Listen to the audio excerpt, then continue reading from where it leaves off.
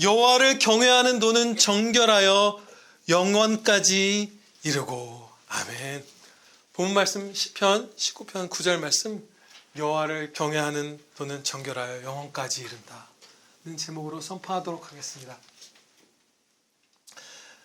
먼저 이 7절로부터 9절까지 이어지는 이 말씀 전체를 한번 살펴보고자 해요.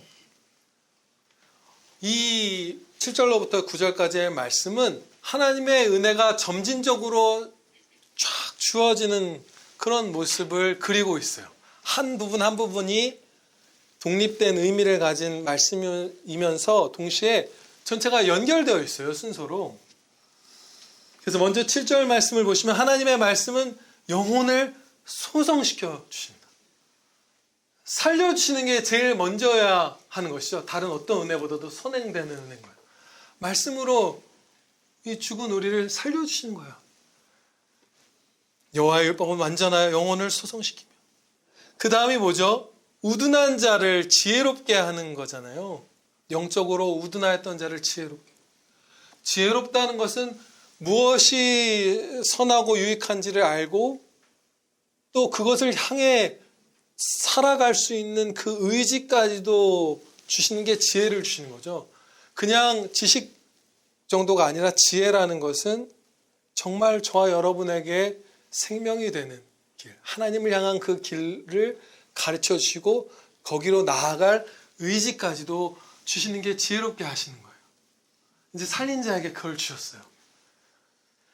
그러면 그 다음에 말씀으로 어떤 역사가 일어나냐 하면 마음이 기뻐하게 되는 거예요.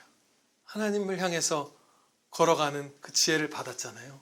그러면 말씀 가운데서 이제 기쁨을 막 맛보기 시작합니다. 그것이 또 기쁨을 주신다 이렇게 가르쳐 주시죠. 8절에서. 그 다음에 8절 하반부에서는 여호와의 계명을 순결하여 눈을 밝게 하시도다. 이것은 그냥 아주 영적으로 우둔한 자에서 이제 벗어나서 이제 걸음을 걷는 그런 단계보다 더 성장한 것이에요. 신령한 것을 세상 사람들은 전혀 알지도 못하고 오히려 거꾸로 미련한 것이라고 아는 그 하나님의 영적인 은혜들의 가치를 알고 분별하고 나쁜 의미로 판단하는 게 아니라 세상 모든 것을 판단하고 자기는 판단받지 않는 그런 신령한 자녀가 되는 은혜를 받는 거예요. 그러면 그 무렵에 우리가 너무 이제 은혜가 크잖아요. 물론 한 단계 한 단계 처음부터 은혜가 크지만 정말 이제 많은 은혜를 입은 거잖아요. 그러면 뭐가 밀려오죠? 우리가 무슨 죄를 범하게 되죠? 그 무렵에? 교만, 그렇죠? 교만하게 되잖아요. 근데 하나님께서는 그대로 우리를 두시지 않고 오늘 본 말씀 하나님을 경외하면서 그가 썩어 없어질 길로 나아가지 않고 마음을 깨끗하게 하며 겸손하게 하며 영원히 하나님의 자녀답게 살아가도록 그 은혜를 주시는 거예요. 그래서 이런 은혜들 가운데 우리가 금 곧 많은 순금보다 하나님의 말씀을 더 사모하면서 꿀과 송이꿀보다 더 달게 실제로 영원히 느끼면서 하나님의 말씀을 먹으며 믿고 순종하며 사는 거예요. 이제 오늘 본문 말씀, 봉독한 말씀인 이 9절의 전반부에 집중해 보도록 하겠습니다. 남은 시간. 여호와를 경외하는 도는 깨끗한 거예요. 정결한 거예요. 그래서 마음에서 죄를 씻어내게 합니다. 하나님을 경외하는 것을 가르쳐 주시는 그 말씀들. 그것은 우리가 마음을 깨끗하게 청소하게 만들어요. 하나님의 말씀을 따라 하나님을 경외하는 사람은 자신의 마음에서 죄를 발견하면 그것을 가만히 두지 못하고 회개하죠. 그냥 아무렇지도 않게 둘 수 있는 사람 우리 가운데 한 명도 없어요. 그죠? 맞아요. 은혜예요. 하나님께서 심히 미워하시는 것인 죄를 결코 자기 안에 내버려 두지 못합니다. 어떤 죄는 좀 오래 내버려 둘 수 있어요. 그렇지만 여러분 떠올려 보세요. 혹시 내가 이렇게 죄를 오래 품고 있는 죄가 있는데 정말 나는 하나님의 자녀인가? 버린 죄가 얼마나 많게 해주셨는지 생각해 보세요. 그 버리지 못하고 있는 죄도 우리는 버리게 되는 은혜를 입을 것입니다. 하나님의 자녀인 우리는 아버지의 그 말씀을 들으면서 공포를 느끼진 않아요. 전혀 공포를 느끼지 않아요. 하나도 공포를 안 느껴요. 그렇죠? 그렇지만 나를 한없이 사랑하시는 아버지 앞에서 두려워 떠는 그 경외함은 갖게 해주십니다. 그것은 너무 다른 것이죠. 그래서 회개케 해주시고 그리하며 거룩하신 예수님의 성품을 우리가 갖게 해주세요. 공포가 아니라 한없는 사랑을 받는 자의 두렵고 떨림. 이것이 우리 안에 하나님의 말씀을 통해서 커져가는 거예요.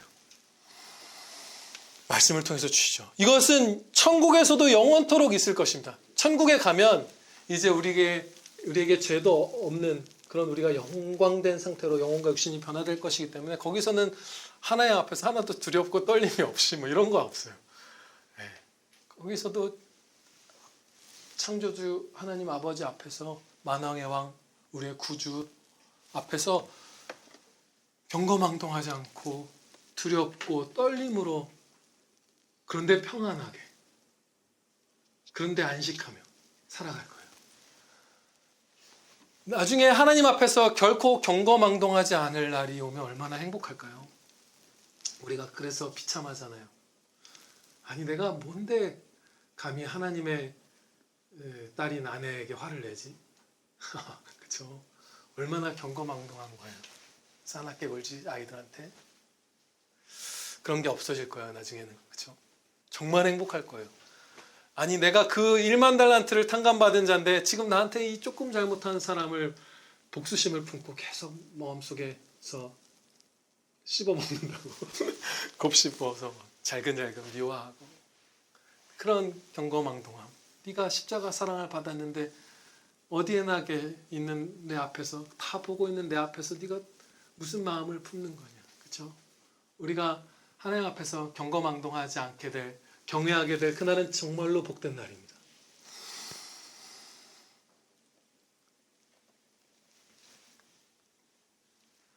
우리가 한없이 높으신 하나님을 경외하지 않는 것은 참으로 흉악한 죄예요. 그렇죠? 경외함의 반대는 하나님을 경홀히 여기는 것이라고 할 수 있어요. 가볍게 여기는 것. 하나님을 우리와 비슷한 분으로 여기고 안 계시는 분으로 여기고 무지한 분으로 여기고 어리석은 분으로 여기고 다양한 방식으로 우리가 하나님을 경외하는 것의 반대 방향으로 나아갑니다. 너무 많은 것이 있죠. 하나님은 내가 이렇게 죄를 져도 다 모를걸? 뭐 이런 식으로 생각하는 사람들도 있어요. 그렇죠? 그리고 죄에 대해서 그렇게 뭐 우리가 별거 아닌 것처럼 생각하듯이 나도 내버려 두실걸? 하나님 진짜 계셔? 뭐 이제 이렇게 되는 거예요. 그렇게 하기도 하고. 하나님의 그 지혜보다 나의 지혜가 높다고 생각해서 우리가 그럴 때 많잖아요. 이렇게 내게 제일 유익한 길은 하나님의 말씀에 근거 없이 내게 제일 유익한 길은 이거라고 내가 판단을 내려놓은 다음에 이것을 주셔야만 한다고 기도할 때도 우리가 많잖아요.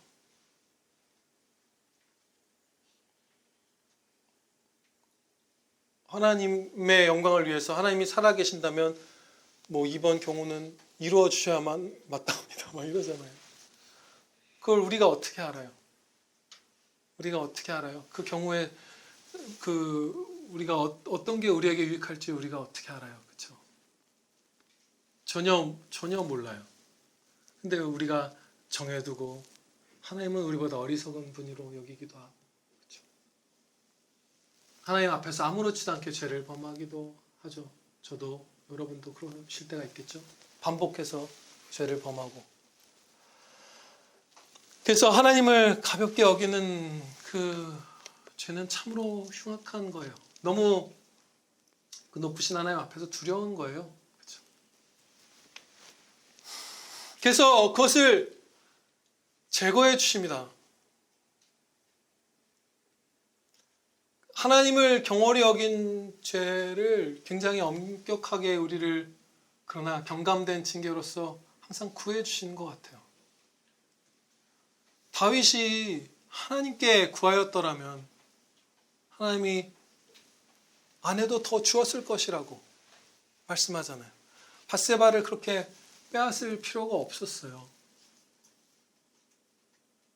근데 하나님께 뭐 구하거나 뭐 그 정욕을 없애달라고 뭐 구하거나 아무것도 안 했죠.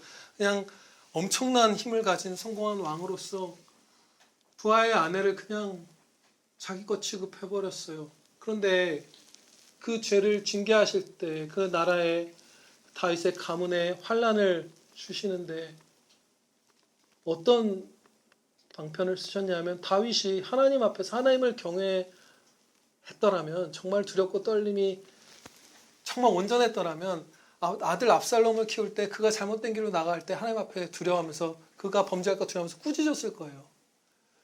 엄중하게 가르칠 건 가르쳤을 거예요. 그런데 압살롬을 다윗이 꾸짖지 않았다고 그냥 그가 죄를 범할 때 하나님 앞에 압살롬이라는 아들이 죄를 범할 때 압살롬을 사랑했지만 애지중지했지만 하나님을 경외함이 좀 부족했어요. 그 부분에 있어서 우리보다 훨씬 경건한 다윗이지만 그래서 압살롬을 내버려 두었고 우리아의 아내를 뺏은 그 죄 징계가 임할 때 압살롬이 반역해서 다윗을 죽이려 하는 것으로 일어나게 하셨죠. 압살롬을 하나님 앞에서 경외함으로 키우지 않은 그 죄도 한꺼번에 다윗에게 깨닫게 하시고 바로잡아 주신 것이에요. 하나님을 피조물인 우리가 경외하지 않는다는 건 너무나 두려운 거잖아요. 그냥 우리가 모든 사람은 하나님의 피조물이기 때문에 사람을 미워하는 것, 불신자를 미워하는 것도 하나님을 미워하는 거죠. 그렇지만 그래도 직접적으로 하나님께 뭘 하는 건 아니에요. 기본적으로 어느 정도 거리감이 있어요. 사람을 미워하고 하는 것. 근데 우리가 하나님을 막 경홀히 여기는 것은 정말 더 무서운 죄잖아요. 모든 죄가 무섭지만 더 심각한 죄잖아요. 그래서 그렇게 가르쳐 주시죠. 하나님을 경외하지 않고 가볍게 여기는 우리의 죄악들. 너무 두려운 거예요. 그 죄를 범하는 게.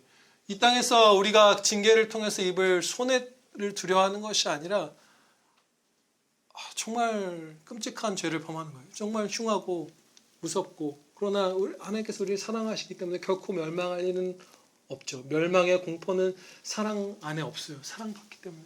아버지가 우리를 사랑하시기 때문에. 그러나 정말 무서운 짓을 하고 있는 것이죠. 우리가 하나님 앞에서 정말 악하게 못되게 구는 거예요. 나쁘게.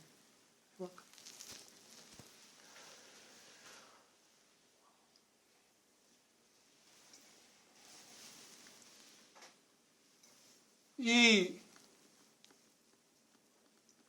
나라가 너무 심각하게 내리막길로 가는 것 다 생각해 봤더니 제가 이전에는 나라가 뭐 이래서 고쳐달라고 기도하고 이랬는데 생각해 보니까 하나하나가 다 교회 안에 있던 죄악이에요. 하나님 앞에서 경거망동했던 교회 안의 죄를 똑같이 마치 거울처럼 이 국가에 부패하면서 보게 하시면서 우리를 때리고 계시는 거예요. 때려주시는 거예요. 살아나라고. 여러분 정치인들이 세금을 갖다가 막 뿌리면서 자기 이름을 높이죠. 자기 자랑하죠. 내가 선한 사람이고 내가 이렇게 능력 있는 사람을 관대하고 무슨 지원금이다 뭐다. 그런데 그거 교회 안에 있었더라고요. 선교사님들 이렇게 선교 사역을 우리가 도울 때 예산이 있으면 10명한테 그 10명에게 풍성히 예산을 이제 헌금을 전해서 그분들이 10명의 선교사님들이 힘차게 사역할 수 있게 하시는 게 아니라 50명한테 나눠서 나는 50명을 후원하는 선교사다라고 목사님들이 자랑하는 것 있어 왔잖아요. 헌금 가지고 신학교 와서 기증하면서 자기 자랑하는 거 그런 거 많이 봤다고 제가 말씀드렸잖아요. 매일 책 풀 때 이럴 때. 우리가 하던 거예요. 교회 안에서. 포퓰리즘, 무슨 사회주의 우리가 하던 거예요. 교회 안에서. 헌금 가지고 자기를 자랑하며 두렵게 하는 것 교회 안에 있던 거예요. 만연해 있는 것. 또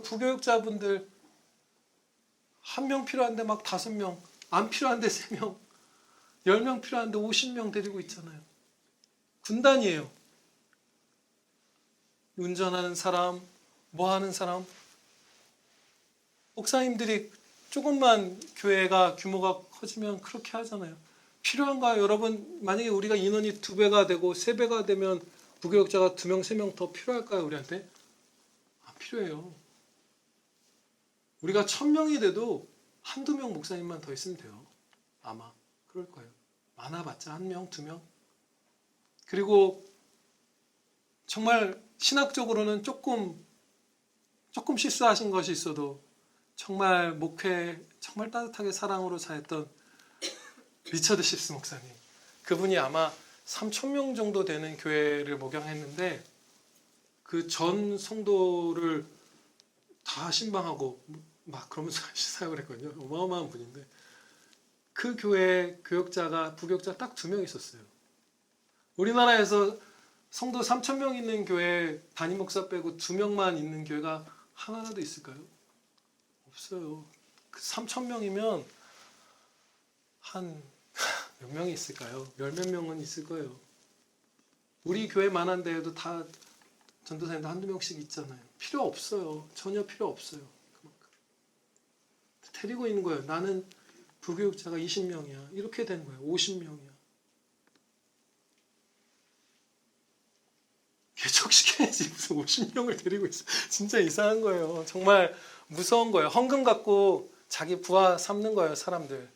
세금 갖고 퍼주면서 시민단체 굴리고 뭐하고 하면서 왕노릇 하는 거를 우리가 교회 안에서 해왔어요. 우리 한국교회 안에서 다 있었던 거예요. 부정선거 뭐 이런 문제가 많죠. 뭐 최근에 뭐 많이 있어요. 그런데 제일 요즘 화제가 되는 게 그거죠. 신권처럼 선거 용지가 완전히 빳빳하게 몇백 장 막 이만큼씩 쌓여서 그게 선거 여러 군데서 발견되는 것이죠. 근데 선관위에서 이렇게 해명을 했어요. 그냥 그분들이 한 말이에요. 종이가 접힌 후 원상태로 회복하는 기능이 적용된 특수재질을 사용하고 있습니다. 접힌 자국이 없는 투표지가 돈다발처럼 묶여서 다량 발견된 것은 선거 결과 조작의 증거가 될 수 없습니다. 그러면 그 종이를 못 갖고 오고 있잖아요. 자기들이 말했잖아요. 돈다발처럼 묶여서 다량으로 발견됐다. 신권다발 같은 종이 그 선거용지가. 공직자 선거 그 157조인가 보면 접어서 투표하게 돼 있죠. 다 접어서 하잖아요.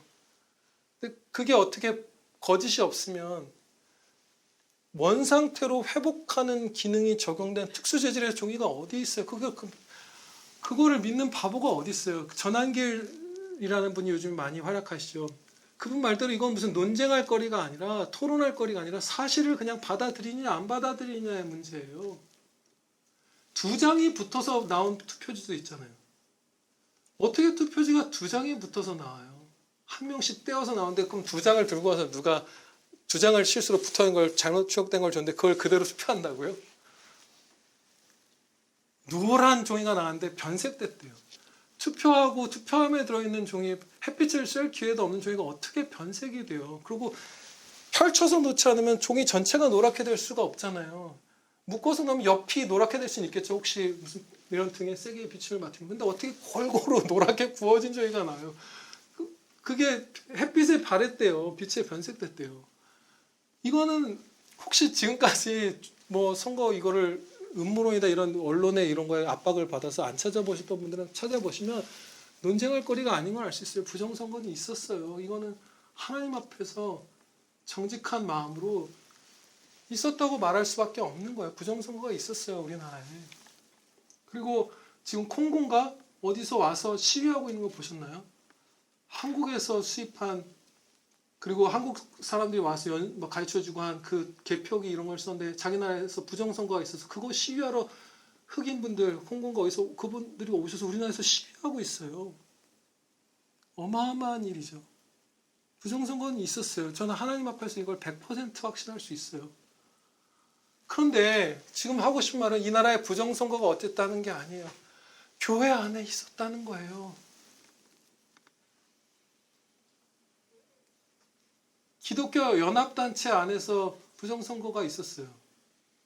제가 그 영상 보면서 얼굴 대조하고 했던 거 부탁받아서 했던 적이 있어요. 그 동영상 돌려보면서 이 사람이 여기 투표할 자격이 있는 사람인가 없는 사람인가. 부정선거가 있었어요. 근데 묻었어요.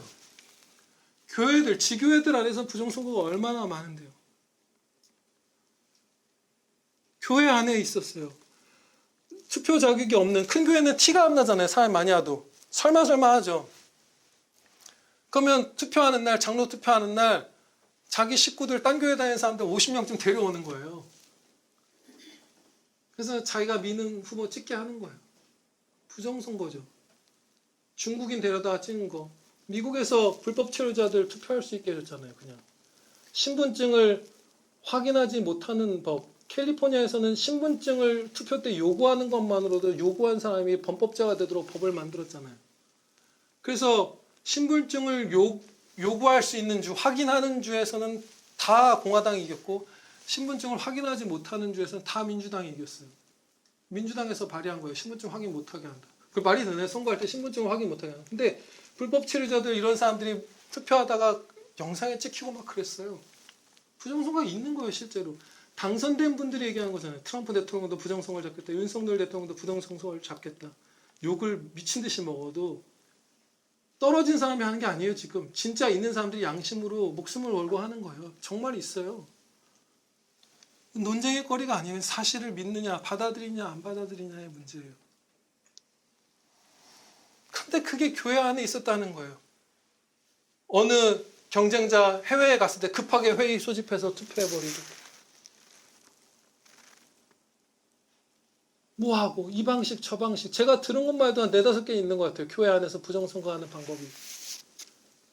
그리고 덮고 가고 징계도 없고 아무도 없고 그냥 멀쩡하게 그 교회 다니고 싸우고 그러면서 경건한 성도들은 마음이 상해서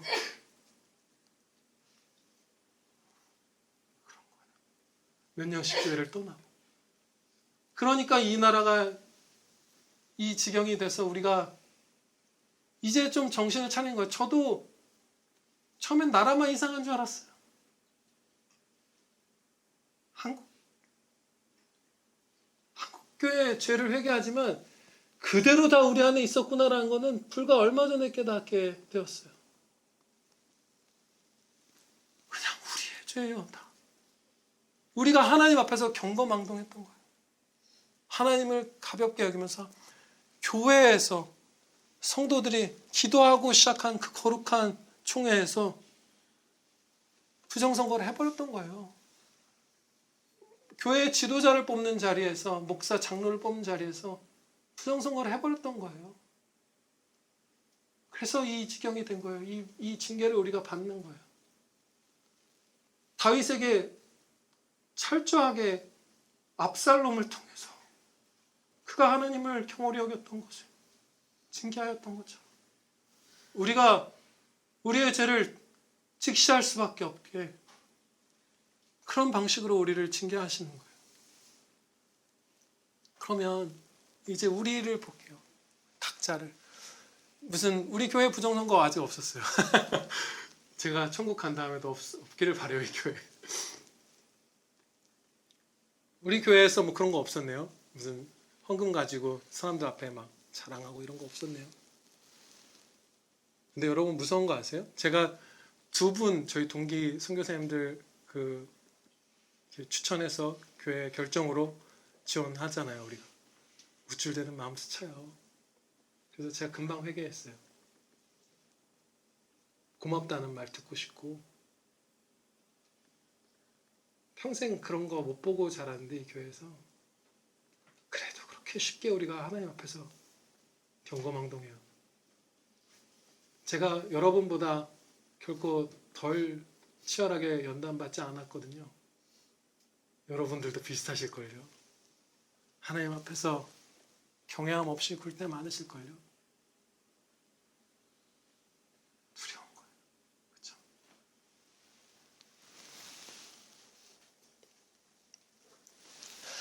하나님을 경홀히 여기면서 행한 모든 것들도 다 썩어서 사라집니다. 썩어 간다는 건 그것을 옆에서 당한 사람들, 집어먹은 사람들은 탈이 난다는 거예요. 죽음으로 내몬다는 거예요. 저와 여러분이 하나님을 두려워하지 않고 했던 것들, 그런 것들 썩음으로 내모는 거예요. 제가 아내에게 만약에 강포하게 굴었다, 그럼 그 옆에 있던 아이들은 어떻게 될까요?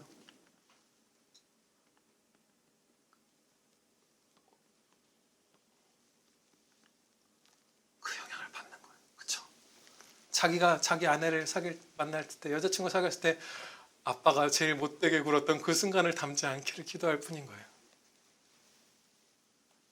우리가 썩는 행동을 하는 거예요. 사망의 행동, 독을 뿜어내는 행동을 하는 거예요. 그렇게 두려운 거죠. 그런데 하나님을 경외하는 모든 걸음, 모든 삶은 영원히 지속됩니다. 그 가치와 그 의미가 영원해요. 하나님 말씀대로 행한 그 모든 것은 하나도 땅에 떨어지지 않고 영원히 살아서 전혀 변치 않는 가치와 의미를 가져요. 그리고 하나님께서 영원한 칭찬의 상을 주실 것이고, 그렇게 하나님을 경외하면서 살았던 우리는 끝내 완전히 하나님을 경외하는 자가 될 것이고 저 천국에 들어가게 해주실 것이에요. 저와 여러분 모두 먼저 가르쳐 주신 대로 자기의 죄를 하나님 앞에 자복하고 하나님을 경외하면서 유정자분들을 위해서도 기도하면서 복된 삶 사시기를 축원합니다. 기도드리겠습니다. 아버지 하나님, 저희가 하나님을 경외하지 않았던 모든 죄악들 다 용서하여 주시옵소서. 저도 저희 형제 자매님들 모두가 각자 골방에 들어가 자기의 죄를 하나하나 다 정직하게 하나님 앞에 토설하는 복된 아들, 딸들 되게 하여 주시옵소서. 그 회개를 하게 은혜 내려 주시옵소서. 하나님께서 명하신 것을 저희에게 허락하여 주시옵소서. 정직하게 죄를 토설하고 회개하라 하셨사오니 그 회개할 마음도 저희에게 불어넣어 주시옵소서. 정직한 마음 주시고 하나님 경외하는 마음 주시옵소서. 저희 각 사람의 죄를 하나님 용서하여 주시고 저희 평안교회의 죄를 모두 용서하여 주시옵소서. 또한 저희 우리 한국교회의 모든 죄악들, 저희의 죄악들 다 용서하여 주시고 저희의 회개가 속히 임하게 하옵시고, 그리하여 하나님께서 그 사람 막대기와 인생 채찍으로 저희를 치시는 것을 속히 거두어 주시옵소서. 아버지, 저희가 하나님을 경외하지 않았던 죄악에서 그 죄악을 용서하여 주시고 속히 돌이켜서 하나님을 찬양하는 거룩한 아들, 딸들, 하나님 앞에 두려워 떠는 행복한 사랑받는 아들, 딸들, 겸손한 아들, 딸들 다 되게 하여 주시옵소서. 예수 그리스도 우리 주님의 이름으로 기도하렵나이다. 아멘.